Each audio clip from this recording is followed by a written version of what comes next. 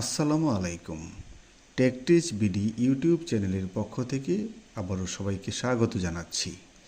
মাধ্যমিক ও প্রাথমিকের পর সম্মানিত কলেজ শিক্ষকদের অনুরোধে এবার তৈরি করলাম একাদশ ও দ্বাদশ শ্রেণীর অর্ধবার্ষিক ও বার্ষিক পরীক্ষার জন্য ডাইনামিক এক্সেল রেজাল্ট শিট।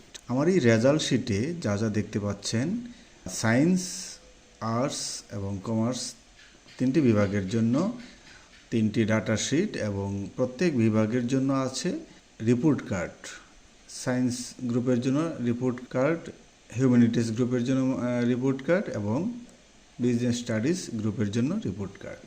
আমি প্রথমেই দেখাচ্ছি আপনাদেরকে।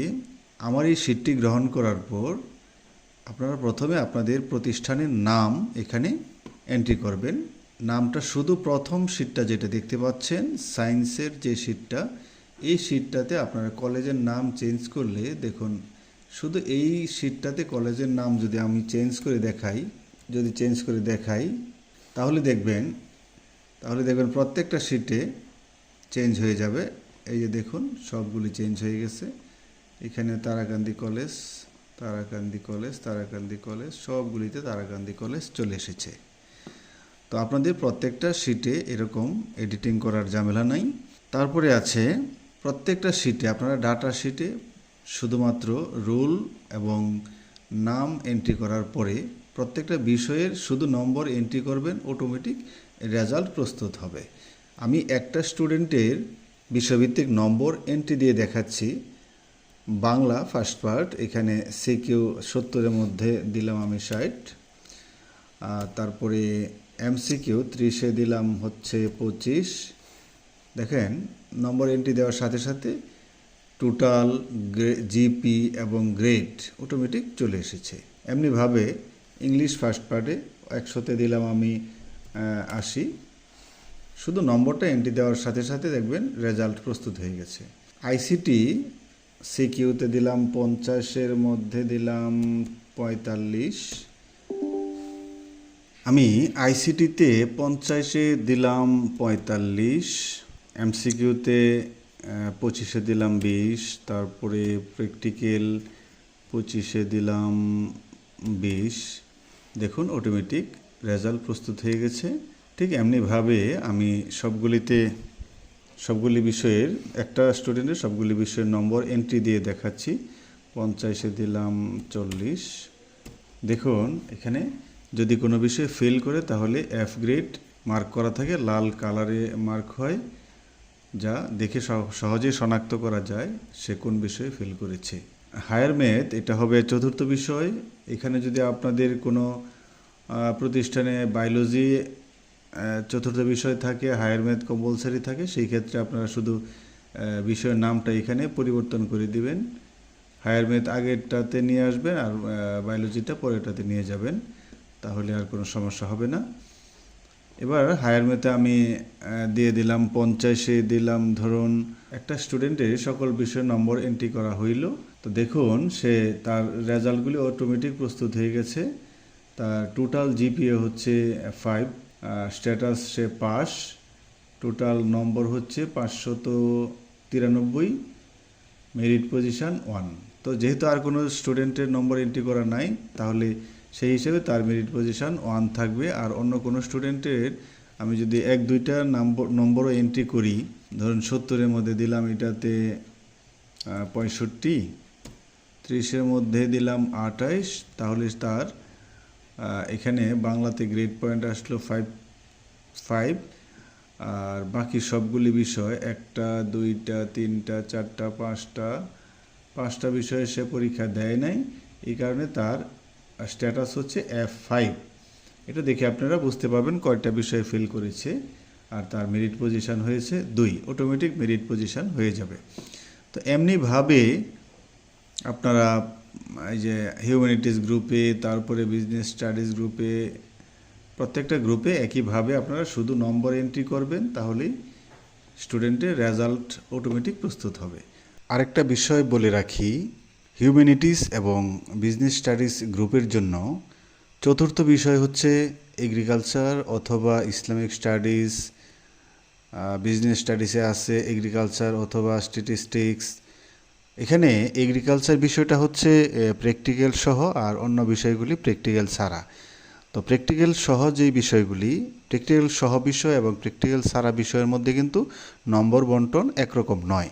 এই কারণে আমি এখানে দুইটা অপশনই রাখছি, যে যদি অতিরিক্ত বিষয় প্র্যাকটিক্যাল সাবজেক্ট এগ্রিকালচার নেয়, তাহলে আপনারা শুধু এই এগ্রিকালচারে নম্বর এন্ট্রি করবেন আর স্ট্যাটিস্টিক্সটা খালি থাকবে।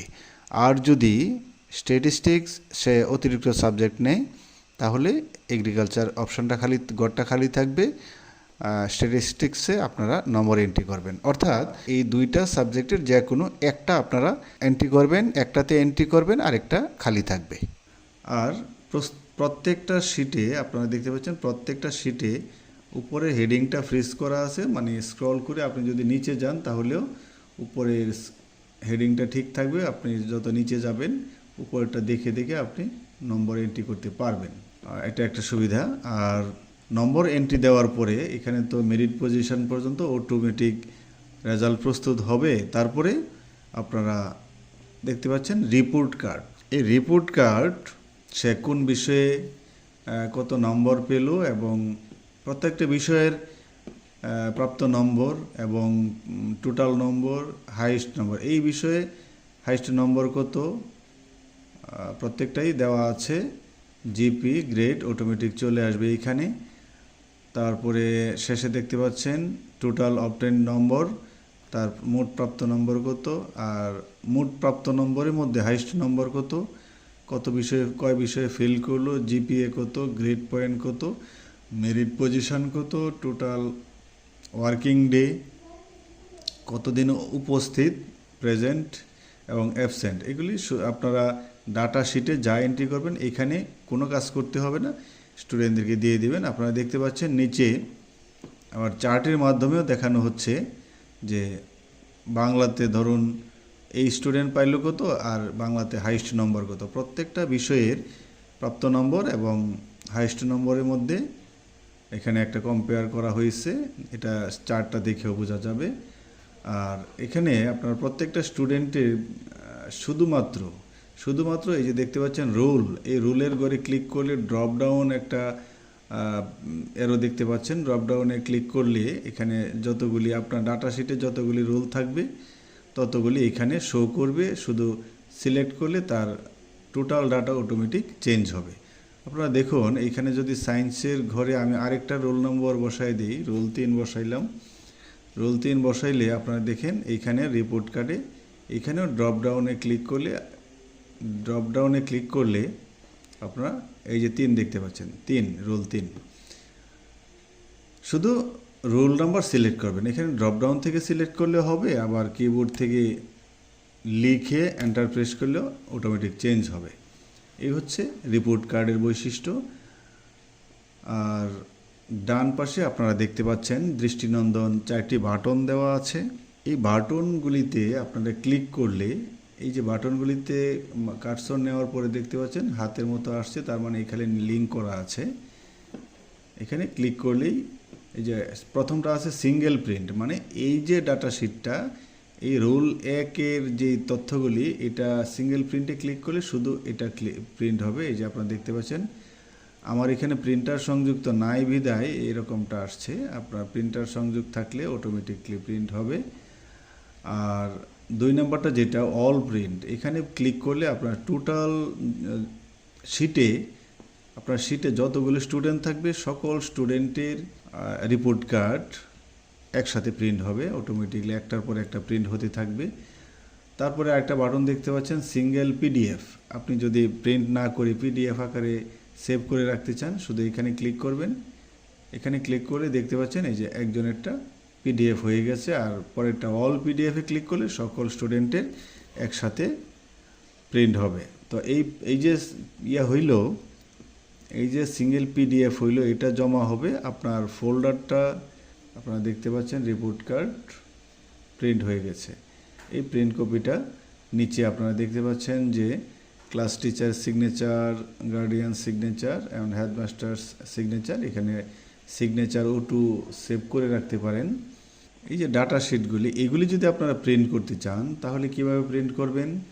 আপনারা প্রথমে যেইটুকু প্রিন্ট করতে চান এইটুকু পুরাটা সিলেক্ট করবেন।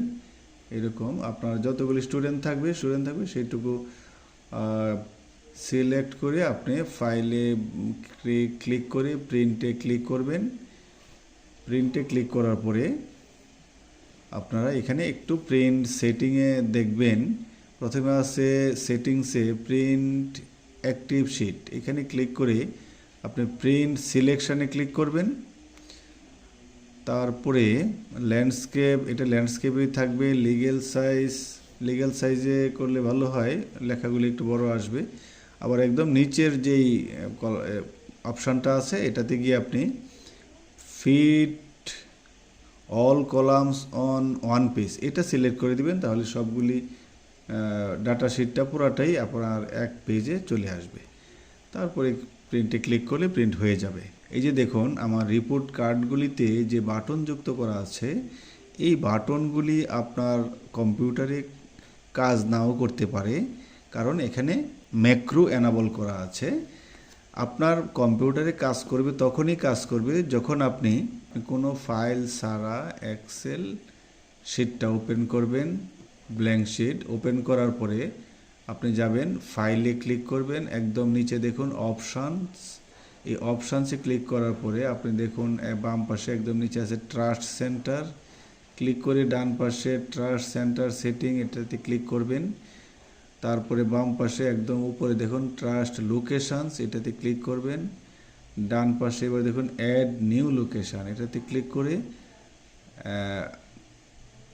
যে পপ আপ উইন্ডোটা চলে আসছে এখানে ব্রাউজে ক্লিক করবেন। ব্রাউজে ক্লিক করার পরে আমার কাছ থেকে যে ফাইলটা গ্রহণ করেছেন এই ফাইলটা যেই ফোল্ডারে রেখেছেন সেই ফোল্ডারটা দেখিয়ে দিতে হবে। এই যে ডি ড্রাইভে আমি শুধু এই ফোল্ডারটা সিলেক্ট করে, এটা ওপেন না করে ফোল্ডারটা সিলেক্ট করে ওকেতে ক্লিক করবেন। তারপরে আবার ওকেতে ক্লিক করবেন, আবার ওকেতে ক্লিক করবেন, আবার ওকেতে ক্লিক করবেন।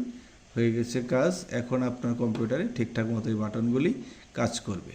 তো ধন্যবাদ সবাইকে। আমার ভিডিওটি যদি আপনার কাছে ভালো লাগে, যদি মনে করেন যে আপনার উপকার হবে, তাহলে আমার ভিডিওতে লাইক করুন, কমেন্ট করুন আর শেয়ার করে অন্যদের জানিয়ে দিন। আর সবার আগে আমার চ্যানেলটা সাবস্ক্রাইব করুন।